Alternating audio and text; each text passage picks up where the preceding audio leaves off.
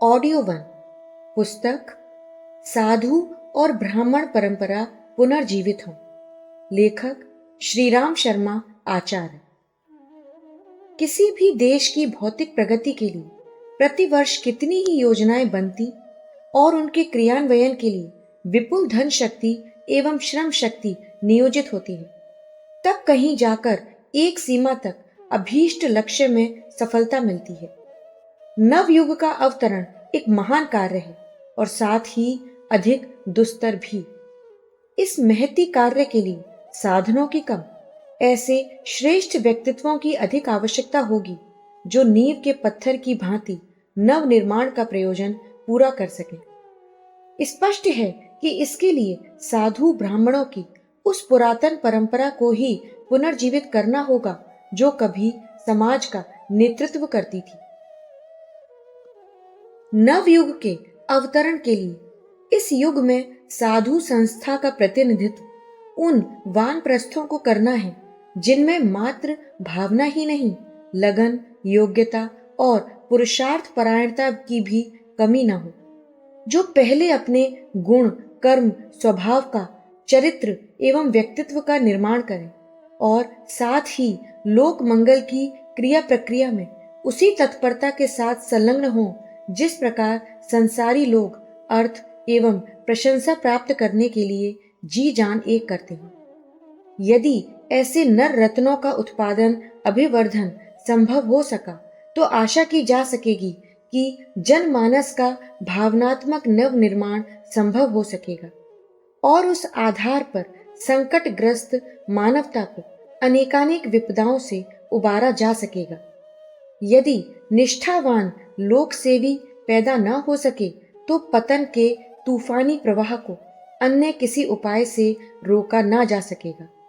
तब शिक्षा और संपदा बढ़ाने के लिए किए जाने वाले विविध प्रयास बाल क्रीड़ा की तरह चलते तो रहेंगे, पर उनसे बनेगा कुछ नहीं। कीचड़ भरा दलदल यथा स्थान रहे तो एक एक मक्खी मच्छर को गिनते मारते रहने से उनके भिन भिनाने को कैसे रोका जा सकेगा। उज्जवल भविष्य की आशा का केंद्र जनमानस का भावात्मक परिष्कार ही है। इस एक ताली से ही वे सब ताले खुल जाएंगे जिन्होंने सुख शांति तक पहुंचाने के समस्त द्वारों को अवरुद्ध कर रखा है। लोगों को दिग्भ्रम में नहीं पड़ना चाहिए। छुटपुट सुधार कार्यों से लंबी चौड़ी आशाएं नहीं बांधनी चाहिए। शक्तियों को इधर उधर नहीं बखेरना चाहिए। समस्त इच्छा शक्ति और साधन शक्ति को इकट्ठा करके जनमानस में भावनात्मक उत्साह भरना चाहिए। आदर्श निष्ठों में आस्था उत्पन्न करनी चाहिए। इतना संभव हो सका तो लोक शक्ति की चंडी जिधर भी बढ़ेगी उधर ही घमासान उत्पन्न कर देगी।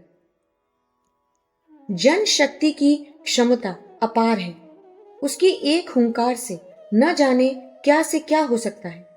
जनता ने मत पेटी में पर्ची डालने जैसा थोड़ा सा रुख पलटा तो कांग्रेस सरकार सत्तारूढ़ हो गई और वह 30 वर्ष तक सिंहासन पर विराजमान रही।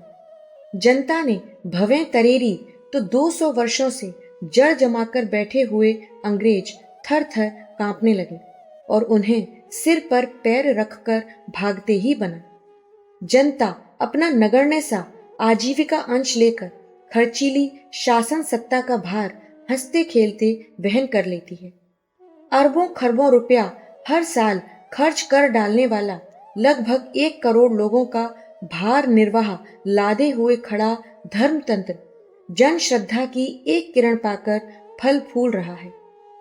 जनता की एक दुर्बलता का तनिक सा सहारा पाकर कामुकता, दुष्प्रवृत्ति ने, संगीत साहित्य ने कला के स्रोतों पर सहज अधिकार कर लिया है। जन समाज के छोटे से छिद्रों में प्रवेश मिल जाने से अपराधी दुष्प्रवृत्तियों को अपनी जड़ें जमाने का अवसर मिल गया है। जनता की धारा बाढ़ का रूप धारण करके उच्छृंखल प्रवाह में बहने लगे तो देखते देखते सारी समृद्धि डूबती, बहती और नष्ट होती दिखाई देगी। इस धारा को नियंत्रित और व्यवस्थित दिशा मिल जाए तो आज के सूखे मरुस्थल कल हरे भरे उद्यानों से विकसित होंगे और सोना उगलेंगे। मनः शक्ति से बढ़कर और कोई सामर्थ्य इस संसार में है नहीं। मनुष्य अपने आप में एक छोटा परमेश्वर है। यदि उसे संघबद्ध होने का अवसर मिल जाए, उत्कृष्टता की दिशा में वह चल पड़े, तो फिर कोई ऐसी संपदा नहीं जो उसके चरणों में लोटती दिखाई न पड़े। मनुष्य दीन दरिद्र नहीं है।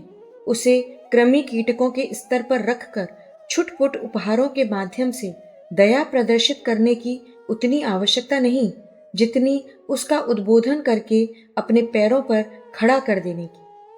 चंदा इकट्ठा करके अन्न, जल, औषधि आदि जुटा देने की चेष्टा करने वाले अपनी दया मया का परिचय तो दे सकते हैं, पर यह भूल जाते हैं कि समर्थ मानव यदि अपनी शक्ति से परिचित हो जाए, उसका सदुपयोग करना सीख ले, तो शरीर से अंधा अपंग रहने पर भी वह अपनी नाव पर बिठाकर निज का ही नहीं अन्य अनेकों का उद्धार कर सकता है। जनता का प्रत्येक घटक अपने में असीम संभावनाएं छिपाए बैठा है। हर व्यक्ति में रावण, कुंभकर्ण, हिरण्यकश्यपु, सहस्त्रबाहु, सिकंदर, चंगेज खान, नादिर शाह, नेपोलियन, हिटलर जैसी वाम पक्षी असुरता छिपी पड़ी है। दक्षिण पक्षी देव सत्ताएं और भी बढ़ी चढ़ी हैं। राम, कृष्ण, हनुमान, परशुराम, अर्जुन, शंकराचार्य, बुद्ध, प्रताप, शिवाजी, विवेकानंद, गांधी कहीं से भी फूट पड़ सकते हैं। वैज्ञानिक, दार्शनिक, तत्वदर्शी, तपस्वी, कलाकार, मनीषी, युगांतरीय, मनस्वी, दूरदर्शी, सृजेता, विजेता जनता की खदान में से ही निकलते हैं। संसार में जो कुछ अद्भुत, आकर्षक, सुंदर, सुखद दिखता है, वह सब मनुष्य की सूझबूझ का, उसके श्रम सीकरों का उद्भव है। अन्यथा यह धरती अपने जन्म काल में वैसी ही कुरूप, वैसी ही नीरव और वैसे ही अस्त व्यस्त थी जैसी आज चंद्रमा सहित अन्यान्य ग्रह नक्षत्रों की स्थिति है। कुरूपता का सौंदर्य में, अभाव को भाव में, नीरवता को उल्लास में, अंधकार को प्रकाश में परिणत करने की परिपूर्ण क्षमता मानव प्राणी में विद्यमान है और मनुष्यों के समूह का नाम है जनता। जनता की सत्ता और महत्ता की परिकल्पना कर सकना उसके मूल सृजेता के लिए भी कठिन है। जन भावना उभार कर यदि हम 10 पैसा प्रतिदिन नव निर्माण प्रयोजनों के लिए प्राप्त करने की नगण्य सी सफलता प्राप्त कर लें, तो 68 करोड़ भारतीय हर रोज 6 करोड़ 80 लाख रुपया जमा कर सकते हैं। वर्ष में 24 अरब 82 करोड़। इतनी बड़ी धनराशि से बड़ी योजनाएं पूरी होती रह सकती हैं। 1 घंटा श्रम हर वयस्क व्यक्ति से प्राप्त कर लें तो 25 करोड़ वयस्कों के उस श्रमदान से 8 घंटा पूरे समय श्रम करने वाले 3 करोड़ 12 लाख 50 हजार श्रमिकों जितना काम कराया जा सकना संभव हो सकता है।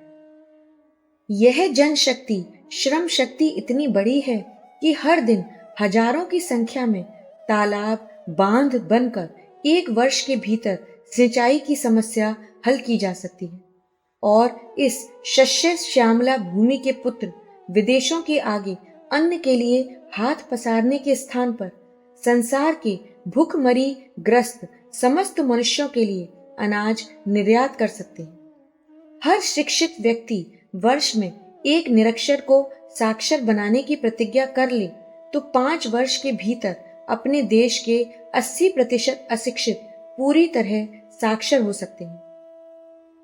जिस भ्रष्टाचार को, अपराधी दुष्प्रवृत्तियों को पुलिस और अदालतें रोक नहीं पा रही हैं, यदि जागृत जनता इन गुंडा तत्वों के विरुद्ध भवें तरेर दे तो इन मुट्ठी भर अनाचारियों का जीवित रहना कठिन हो जाएगा। अनाचारी आतंकवाद इसलिए जीवित है कि मुट्ठी भर अवांछनीय तत्वों की असामाजिक गतिविधियों के विरुद्ध रोष, आक्रोश जगाया नहीं गया है। जिस दिन जनशक्ति की चंडी जगेगी, उस दिन अभाव, अशक्ति और अज्ञान के दुर्दांत असुरों का अस्तित्व इस धरती पर बना रहना संभव न होगा। इन सब की दुर्गति महिषासुर, मधुकैटभ और शुंभ निशंभु जैसी होगी। संघ शक्ति का ही दूसरा नाम चंडी है। पौराणिक कथा प्रसंग के अनुसार देवताओं ने सम्मिलित शक्ति इकट्ठी करके ही तो भगवती दुर्गा को सृजा था। देवताओं को विजेता और असुरों को पराजित करने के लिए उसी प्रयोग की पुनरावृत्ति अब फिर की जाए, इसके लिए आज का ही उपयुक्त समय है। साधु संस्था को पुनर्जीवित इसी निमित्त किया जा रहा है। वानप्रस्थ को नवजीवन देने का अभियान इसी निमित्त चलाया जा रहा है कि जनशक्ति को जागृत एवं संगठित करने के लिए लोकमानस में परिष्कार परक उत्साह उत्पन्न किया जाए। इसके लिए धर्म मंच को ही माध्यम बनाया जा सकता है। अंतःकरण को उभारने और मोड़ने मरोड़ने की विद्या को ही तो माध्यम कहते हैं। उत्कृष्टता और आदर्शवादिता पर चलने की आस्था का नाम ही तो धर्म प्रेरणा है। व्यक्ति में जो कुछ महान है, श्रेष्ठ है, उसे छूने उभारने के लिए अध्यात्म धर्म को माध्यम बनाए बिना गाड़ी एक कदम आगे नहीं बढ़ सकती।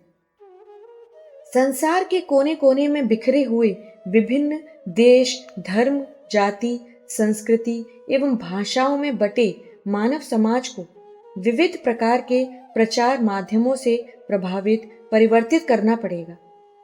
450 करोड़ व्यक्तियों को दिशा देने के लिए 1 करोड़ धर्म प्रचारक हों तो भी कम ही पड़ेंगे। अपना साहस तो अभी 1000 पूरा समय देने वाले वानप्रस्थों की आवश्यकता पूरी कर सकने जितना ही हुआ है। शुभारंभ की दृष्टि से इतना कुछ कर सकना भी उत्साहवर्धक है। प्रथम चरण के रूप में अभी प्रचार प्रक्रिया पर जोर दिया जा रहा है, क्योंकि जनमानस को वर्तमान के साथ जुड़ी हुई कुत्साओं और कुंठाओं का दुष्परिणाम सोचने का अवसर इसी आधार पर तो मिलेगा। ज्ञान यज्ञ के आलोक से ही तो वह समझ सकेगा कि उसका आत्यंतिक हित और परम कल्याण किस दिशा में सोचने और चलने से संभव हो सकेगा। लाभ हानि में क्या अंतर है, मित्र और शत्रु कौन है, उचित और अनुचित किसे कहते हैं। तनिक सी क्रूरता के पीछे कालकूट विष तो छिपा नहीं बैठा है। आदि प्रश्नों का उत्तर देने लायक जब मानव मस्तिष्क हो जाए तभी तो उसे कुछ करने और कराने की बात कही बताई जा सकती है। दूसरा चरण है रचनात्मक क्रियाकलापों का अभिवर्धन। पेट और प्रजनन से भी आगे कुछ उपयोगी बातें हो सकती हैं। इसकी ओर सर्वसाधारण का ध्यान आकर्षित किया जाए और उन्हें मिलाकर पूरा करने का अभ्यास लोक प्रवृत्ति में सम्मिलित किया जाए। इन्हीं प्रयत्नों का नाम रचनात्मक क्रियाकलाप है। आरोग्य संवर्धन के लिए व्यायामशालाएं, सद्ज्ञान संपादन के लिए पुस्तकालय, वाचनालय, निरक्षरता निवारण के लिए प्रौढ़ पाठशालाएं, व्यस्त लोगों के शिक्षा विकास के लिए रात्रि पाठशालाएं, खाली समय में उपार्जन के लिए गृह उद्योगशालाएं, उत्पादन प्रवृत्ति जगाने के लिए शाक वाटिकाएं, हरितिमा संवर्धन के लिए पुष्प गुल्मों की कृषि और वृक्षारोपण, गौपालन जैसी अनेकों सत प्रवृत्तियां मिलजुल कर जगह जगह चलाई जा सकती हैं और उनसे प्रगति पथ पर बढ़ने की दिशा में बहुत सहायता मिल सकती है। सहकारिता के आधार पर कितने ही उत्पादक एवं सुविधा संवर्धक उद्योग व्यवसाय खड़े किए जा सकते हैं। मनुष्यों और पशुओं के मल मूत्र का सदुपयोग करने की ओर ध्यान आकर्षित हो तो हमारे देहातों की जहां स्वच्छता और सुविधा बढ़े, वहां कृषि उत्पादन में भी आशाजनक अभिवृद्धि सामने आए। श्रमदान के लिए हर वयस्क व्यक्ति 1 घंटा समय निकाले और लोकोपयोगी निर्माण कार्य में उसे लगाए तो सड़कें, बांध, तालाब, कुएं, पाठशाला, पुस्तकालय, पंचायत घर, मंदिर, बगीचे, पार्क, क्रीड़ा प्रांगण आदि अनेक अनेक उपयोगी निर्माण स्वल्प लागत के बन सके और जो टूटे फूटे हों उनका जीर्णोद्धार हो सके। सार्वजनिक स्थानों की गंदगी इसी श्रमदान से हटाई जा सकती है। एक एक मुट्ठी अनाज या 10 पैसा रचनात्मक कार्यों के लिए निकालते रहने से, इस स्वल्प बचत से अनेकों स्थानीय सत्प्रवृत्तियों का संचालन हो सकता है। इस प्रकार जनमानस का रुझान अपने बलबूते अपनी आवश्यकताओं का स्वयं हल निकालने और उसके साधन स्वयं जुटाने के लिए मोड़ा जा सके तो आलस्य और व्यसनों में नष्ट होने वाला समय तथा धन अपनी धारा बदल सकता है और समृद्धि के इतने अधिक साधन सामने लाकर खड़े कर सकता है जिसके सामने अर्थशास्त्रियों और राजनेताओं की संवर्धन योजनाएं बाल विनोद जैसी मालूम पड़ने लगे। हमारे धर्म प्रचारक सर्वप्रथम विचारों की दिशा स्वार्थ भरी संकीर्णता से ऊंची उठाने का प्रयत्न करेंगे। इसके उपरांत उस परिष्कृत मनोभूमि को तत्काल सृजनात्मक प्रयोजनों में जुटा देंगे। आत्मनिर्माण, परिवार निर्माण और समाज निर्माण के लिए हमें पग पग पर अनेकों काम करने हैं। अभी हमने सृजन के संबंध में सोचा तक नहीं, उसे करने के लिए कभी साहस एकत्रित किया नहीं। जिस दिन यह ठान ठानी जाएगी कि हमें सर्वतोमुखी निर्माण करना है, उस दिन प्रतीत होगा कि हमने नए युग में प्रवेश कर लिया। सौभाग्य का सूर्य उदय हो चला और समृद्धि संपदा का वरदान अब तब बरस पड़ने के लिए तत्पर होकर सिर पर आ गया। रचनात्मक कार्यों से आगे का चरण है संघर्ष। इसके लिए अधिक मजबूती, अधिक साहसिकता, अधिक साधन चाहिए। समय, शक्ति और साधनों को देखकर ही उसे आरंभ करना चाहिए। उतावले लोग ऐसे ही असमय लड़ मरते हैं तो पिटते और हारते हैं। व्यापक अनाचार के विरुद्ध सुविस्तृत और समर्थ मोर्चा खड़ा करना ही होगा। असुरता का दमन बिना जूझे हो ही नहीं सकता। रावण, कंस, दुर्योधन, हिरण्यकश्यपु, सहस्त्रबाहु आदि को समझाने वालों ने सारे प्रयत्न कर लिए थे, पर सफल केवल संघर्ष ही हुआ। हमें जिनसे लड़ना है उन अज्ञान, अनाचार और अभाव के असुरों का छद्मवेश बहुत ही विकराल है। वे न तो दीख पड़ते हैं और न सामने आते हैं। उनकी सत्ता भगवान की तरह व्यापक हो रही है। अज्ञान ज्ञान की आड़ में छिप कर बैठा है। अनाचार को पकड़ना कठिन पड़ रहा है। अभावों का जो कारण समझा जाता है वस्तुतः उससे भिन्न ही होता है। ऐसी दशा में हमारी लड़ाई व्यक्तियों से नहीं, अनाचार से होगी। रोगियों को नहीं, हम रोगों को मारेंगे।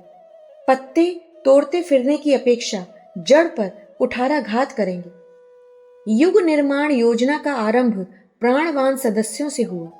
पिछले दिनों हिंदू समाज में, विशेषतया भारतवर्ष में, उसे सुविस्तृत होने का अवसर मिला, पर अब यह अभियान उस सीमा में सीमाबद्ध नहीं रहा। उसने विश्वव्यापी रूप ग्रहण कर लिया है। सभी धर्म, सभी संस्कृतियां, सभी देश, सभी भाषाएं अब उसके कार्य क्षेत्र की परिधि के अंतर्गत हैं। भारत से बाहर प्रायः 45 देशों में लगभग 3 करोड़ हिंदू बसे हैं। यह 45 देश ऐसे हैं जहां उनकी संख्या हजारों से लेकर लाखों तक में है।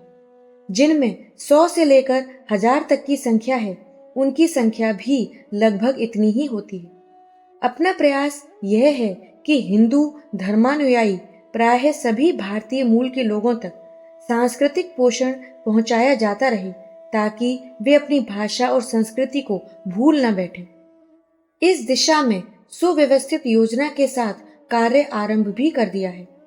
थोड़ी जड़ें मजबूत हो जाने पर उन देशों के निवासियों में भी भारतीय धर्म का दर्शन, प्रवेश और विस्तार उसी तरह कराया जाना है जिस तरह प्राचीन काल में किया जाता रहा है।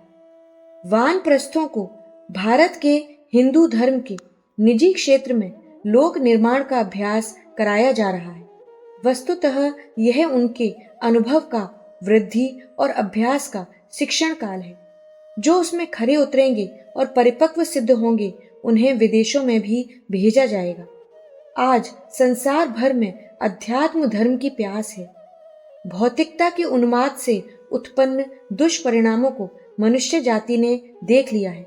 अब उसे उस स्नेह सिक्त शांति की प्यास है जिसे भारत द्वारा संसार भर में चिरकाल तक अमृत वर्षा की तरह बरसाया जाता रहा है। भारतीय तत्व ज्ञान ही भविष्य में विश्व का दर्शन एवं धर्म होने जा रहा है। उसका प्रकाश सर्वत्र फैलाया जाना है। इसलिए अपना कार्य क्षेत्र समस्त संसार होगा और हमारे वानप्रस्थों को डेरे डालकर सुदूर देशों में भी रहना होगा। बौद्ध धर्म का विस्तार भी जीवट वाले प्रचारकों ने इसी दुस्साहस को अपनाते हुए किया था। अपने वानप्रस्थों को भी उसी राह का अवलंबन करना होगा। हिंदू धर्म से आगे बढ़कर ईसाई धर्म, मुसलमान धर्म, बौद्ध धर्म, पारसी धर्म आदि संसार के प्रमुख धर्मों को भी अपने अपने महान मिशन के लिए उपयोग किया जाना है। यह कैसे होगा, इसे अगले दिनों हम सब प्रत्यक्ष रूप से देखेंगे।